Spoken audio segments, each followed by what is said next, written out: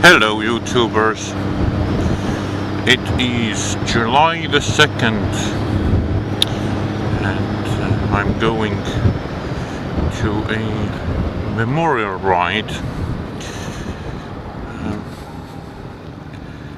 I've never been on this specific event before, but I've wanted to go several times, just always something has come up or the work has interfered.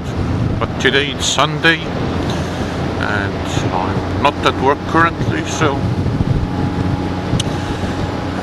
besides the weather, everything seems to fall in place. Joey Dunlop died on 2nd of July in the year 2000 in an accident that I might say changed Estonia's racing forever, or was at least one of the major contributors of changing the racing, because I'm not sure if that was actually the last year when Kalevi Suursõit, long tradition racing event in Estonia, took place. It was a nice day actually. I remember the day. I was not at the racing track, unfortunately or luckily. If I would have been at the racing track, I don't think I would have been in the area where he had the crash. But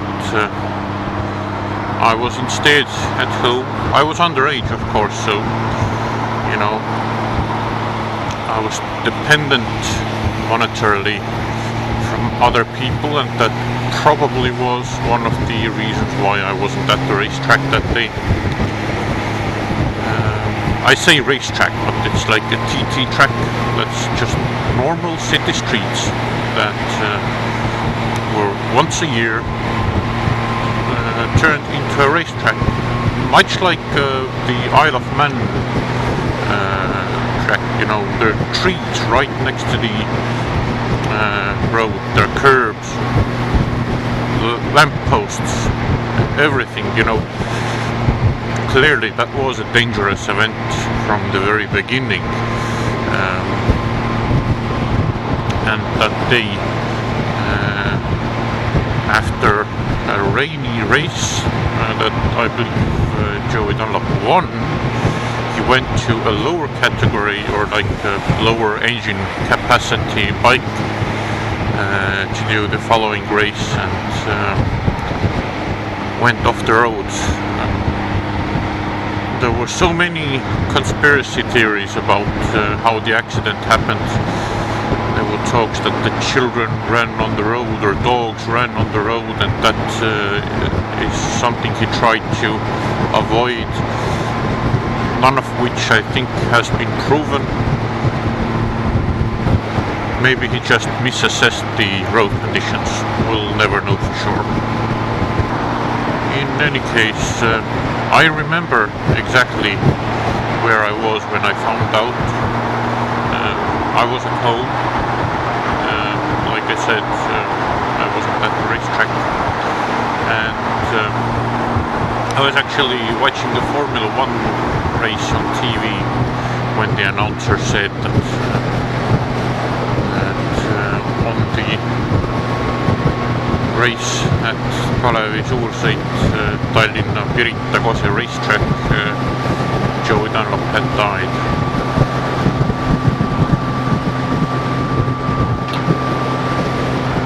And now, 23 years later, it has become an annual event to gather some motorcyclists together on this day and do a little ride in his memory. And today is the first day that I'm able to take part of that. I'm not taking the shortest route to where I'm going, because there's also like a song and dance festival going on, and that could potentially mean traffic jams, and I just figured I would approach from the other side. The weather is not the best, but the sun is peeking from between the clouds right now. The road is wet, but it's not raining, and hopefully it will not rain during the event, which is only a couple of hours. The gathering is going to take place on the old racetracks, start and finish straight, if you can call it a straight. It's straightish. Just a few more intersections and a little downhill, and we're there.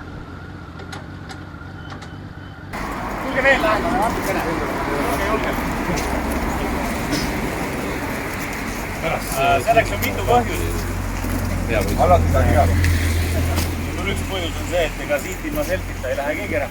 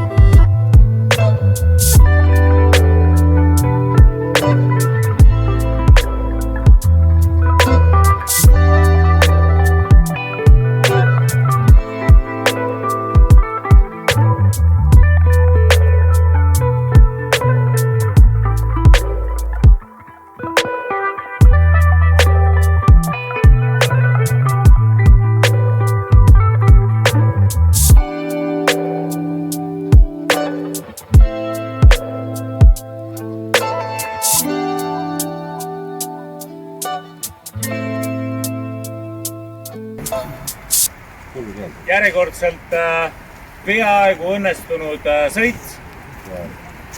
Nii nagu ka esimesel aastal oli meie sõidul üks kadu tee peal ühe mootorratturiga. Täna tuli välja, et viimse ringi peal oli ka kadu. Nad vist kahjuks siia ei jõudnud. Ma loodan, et keegi osutas neile abikäe. Vajasid nad abi üldse? Midagi hullu ei olnud. Mul ei ole midagi muud öelda peale nende korduvate läbi aastate kiituste kõikide teie suunas, kes te tulite. Nagu ma ennegi ütlesin, et selline tund-poolteist enne üritust, vaadates laulupea ülekannet ja kuuldes 10 000 kiljuvat last ja seda uputust, mis seal lauluväljakul oli, siis ma arvasin, et ma olen täna suhteliselt kolmekesi, vähemalt kolmekesi tegemas otse ülekannet, aga selleks ei olnud vajadust. Te ületasite mind, mul on selle üle hea meel. Ma arvan, et selle kõige üle on hea meel ka kindlasti Joeyl ja kõikidel tema headel tuttavatel ja sugulastel järjekordselt näidata, et me peame lugu suurest mehest, suure tähega, kes tahab lugeda tema kohta ajalugu ja ise paigutada teda kuhugi pedestaalile maailma mõistes, siis kindlasti tehke seda. Me teame läbi aastate, et Joey tegelikkuses on läbi aastaid jäänud unustuste hõlma, aga tema vägiteod ja tema tuntus maailmas ei ole mitte tavaline rahvasportlane, vaid tegelikkuses sportlane suure tähega, milliseid on maailmas igas riigis läbi sajandi võib-olla üks. Nii et selle koha pealt igati auväärt mees ja sama auväärt mälestus meie poolt, nii nagu me suudame ja oskame.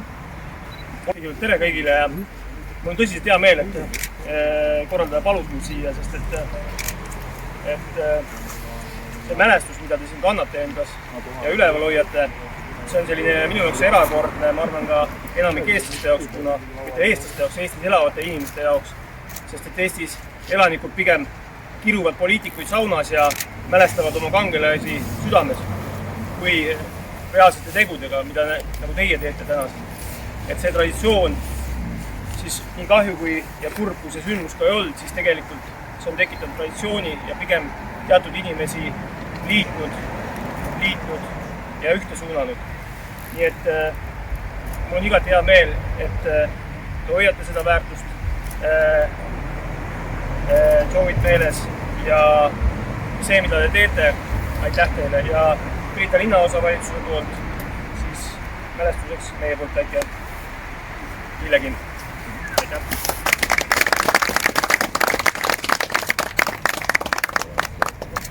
Toimus üks kurb sündmus, millest teavitas meid üks vene kogukonna ratturitest öösel ja ütles, et avastas, et kogu see plats, mis on Henri selja taga ja need mälestused on nii-öelda hävitatud, varastatud ja kadunud. Selle peale reageerisin kiiresti. Tulin järgmisel päeval kohale, uurisin, vaatasin, tegin üleskutse, tegin video, mis kulutulena läks laiali laia maailma, BBC-sse igale poole mujale. See märk sellest, kui tähtis on Joey ja tema mälestus mujal maailmas. BBC-l ei olnud kahju teha otseülekannet Zoomi kaudu minuga õhtusaadetesse, raadiosaadetesse igale poole mujale. Nii et see oli nende jaoks väga kurb kahjuks küll sündmus, et niisugune asi teoks sai. Me suutsime tuvastada järgneval nädalavahetusel seltskonnaga siit metsa vahelt, arvan, ühed pooled esemed. Tänaseks päevaks oleme otsustanud, et need esemed, mis siit nüüd nii-öelda leiti, andsime üle Momu muuseumisse, mis asub, mul läheb kogu aeg see küla meelest ära, Turbas. Nii et kõik mootorratturid, kõik muuseumid ja asjad ei ole alati Tallinnas. Turba on väga lahe koht, kuhu saab väga lahedate käänuliste teedega kohale sõita. Ja see muuseum ja see ajalugu seal sees on ainulaadne. See märkimisväärne, mitte Eesti mõistes, vaid kogu Nõukogude Liidu mõistes. Ja see, mis infot te sealt saate ja ekskursiooni, kui on võimalus tellida gruppidele, siis kindlasti soovitan, sest sellist faktipagasit ja teadmiste pagasit leiab väga vähestes kohtades. Aga täna siin on mul üks võlg üle anda muuseumile, mida ma olen lubanud. Nimelt Iirimaalt ja Inglismaalt on mulle aeg-ajalt saadetud, kirjutatud igasuguseid asju. Siin on ühe kunstniku käsitöö õlivärvidega tehtud Joey Dunlopi pilt, mis ei ole foto. Lähedalt vaadates tundub see kõigile kindlasti foto. Minagi eksisin, aga ei.